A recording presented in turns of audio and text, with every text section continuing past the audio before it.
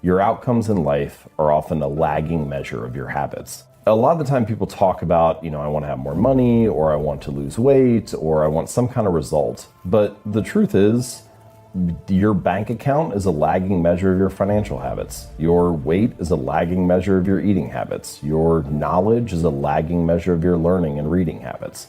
We think the thing that needs to change is the bank account or the test score or the number on the scale, but actually the thing that needs to change are the habits that precede those outcomes. The fight, the daily fight, is a challenge. You will not always want to do what you need to do. You will not always feel like doing something you need to do. You may not want to fight that battle, but you need to. Every action you take is kind of like a vote for the type of person you want to become. And if you can master the right actions, if you can master the right habits, then you can start to cast votes for this new identity, this desired person that you want to be. That's one of the reasons why small habits matter so much. They don't necessarily transform your life overnight. Doing one push-up does not transform your body, but it does cast a vote for being the type of person who doesn't miss workouts. Meditating for 1 minute might not give you an immediate sense of calm in your life, but it does cast a vote for being a meditator. The real goal is not to run a marathon. The goal is to become a runner. The goal is not to write a book. The goal is to become a writer. True behavior change is really identity change, because once you've changed that internal story, it's way easier to show up each day. You're not even really motivating yourself that much to do it. You're just like, this is who I am now. Short-term thinking says, the donut tastes good, eat it. Short-term thinking says, one workout doesn't matter, I can skip it. Short-term thinking encourages you to make short-term emotional decisions that hurt you in the long run. And they definitely don't move you toward your overall strategic goals. The more short-term decisions you make, decisions that are based on that immediate gratification, decisions based on quick emotional satisfaction, the further from the path you will stray. Think strategic. Think long-term. Act strategic. Take action that improves your long-term position and moves you toward your long-term goals. Figure out where you want to go. Figure out who you want to be. Figure out what you are trying to do with your life. Write them down. What are you saving for? What are you working toward? What kind of physical condition do you want to be in? What kind of relationships do you want to have? What skills are you trying to develop? You have to explain to yourself the why. Why do you want to save money? Why do you want to be in that physical condition? Why do you want those relationships, or why do you want those skills? You are your own leader. Give yourself the mission and explain the why behind those goals. Write those things down in simple, clear, concise language. Read it before you go to bed. Read it when you wake up. Read it every day until it is embedded in your brain. You need to win battles in order to win the war. You need to get out of bed. You need to run. You need to work out. You need to read and study and practice. And you need to do things that you don't necessarily want to do. And I know that can be hard. That's why people lose the war. That's why people never achieve their strategic goals. One missed workout at a time. One donut bypasses security, and then another, and then another, and it all adds up. Why? Because we don't think about the big picture. To win tactically, we have to think strategic all the time. Think strategic all the time. Before any action or any inaction, ask yourself this question: what I am doing, what I am about to do, Is it going to help me get where I am going? Is this action going to make me stronger or weaker? Is this action going to make me smarter or more skilled? Will this action move me toward the strategic long-term goals I am trying to achieve in my life? Don't rationalize. Don't negotiate. That is where discipline comes from. Discipline is rooted in the truth we tell ourselves, and discipline delivers long-term strategic success. Strategic thought is disciplined thought. Strategic thought allows you to make the right tactical actions to move you forward, to achieve your goals, to be who you want to be and do what you want to do. For 2022 and for life, think strategic. Know why you are doing what you are doing, and then get out there every day and win those small, tactical, short-term battles so you can win the strategic, long-term victory that puts you where you want to be. Get out of your damn bed. Get off your phone. Get out of the soft and addictive comfort zone that weakens you and destroys your goals. And you need to go out there into the world and get after it. Where are you lacking in life? You need to look at your daily routine and start to find that half an hour or an hour that you generally truly have downtime. And I want you to take your phone. I want you to set an alarm for that time. And I want you to put the alarm as, dude, it's time to fucking work out. You do this for a week or two at a time, and it starts to become something that you look forward to, because you're going to notice that every time you accomplish one of these things, the immediate feeling you have after is a feeling of gratitude, a feeling of winning, a feeling of being proud of yourself. And this is how you start to build upon what it is you lack to build a positive habit. These positive habits eventually turn into routines, and before you know it, you're already accomplishing all these things that have seemed impossible to you, and you're doing it seemingly automatically because you started to build a real habit.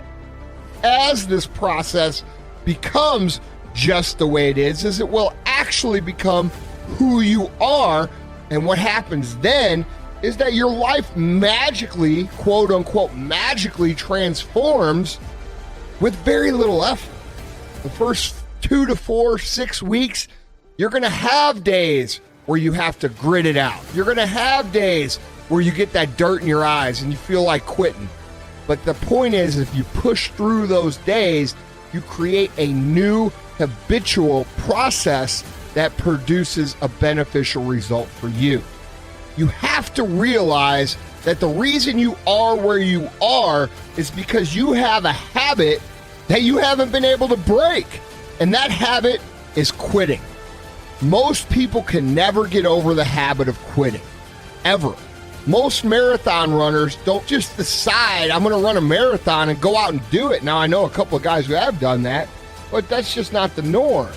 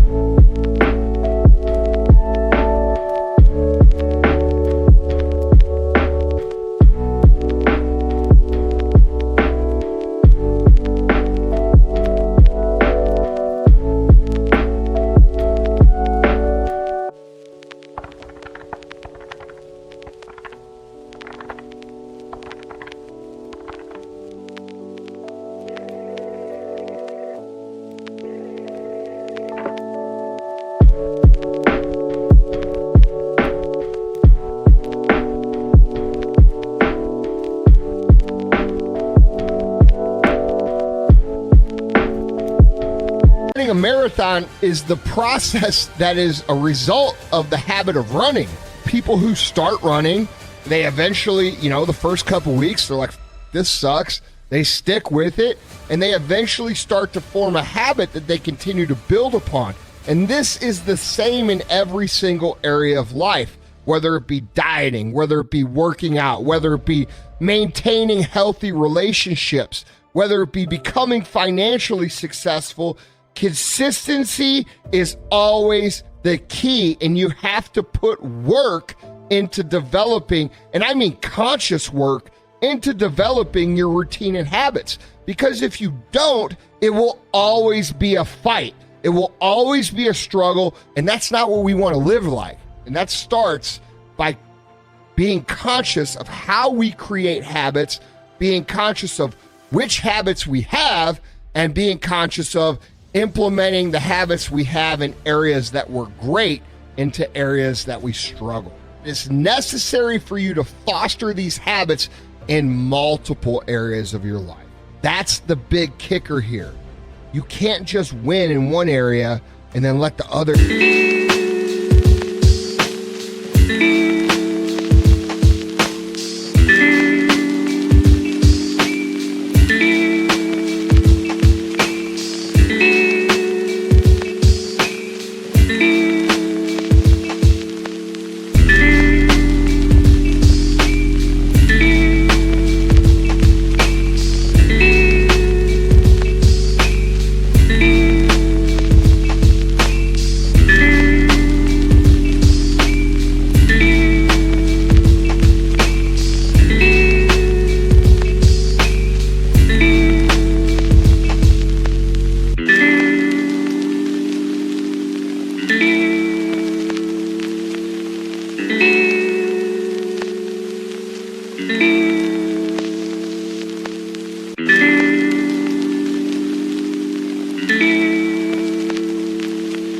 area go. So instead of just having one area that you're good at, start working on all of the areas and start implementing your systems, and watch these positive habits start forming and these skills beginning to cultivate.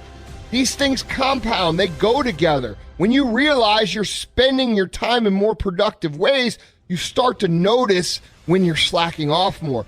Being positive in one aspect of your life pushes you to cultivate those successes in other areas. And the ongoing goal is that you do become so well-rounded and so quote-unquote big that it's literally insulting for you to even consider giving up in any other area.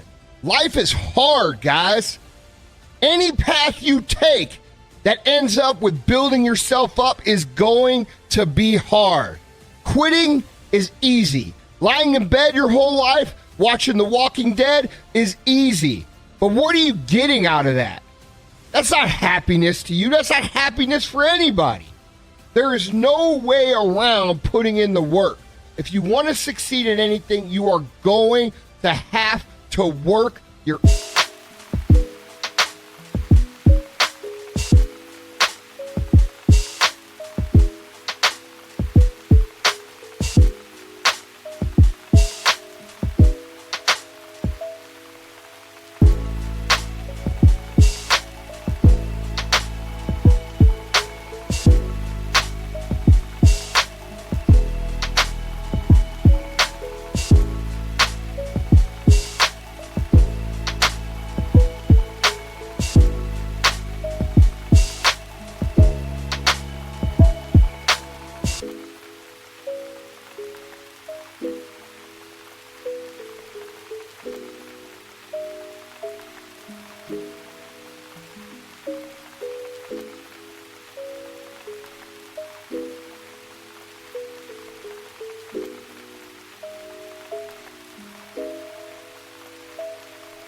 ass off for a really long time.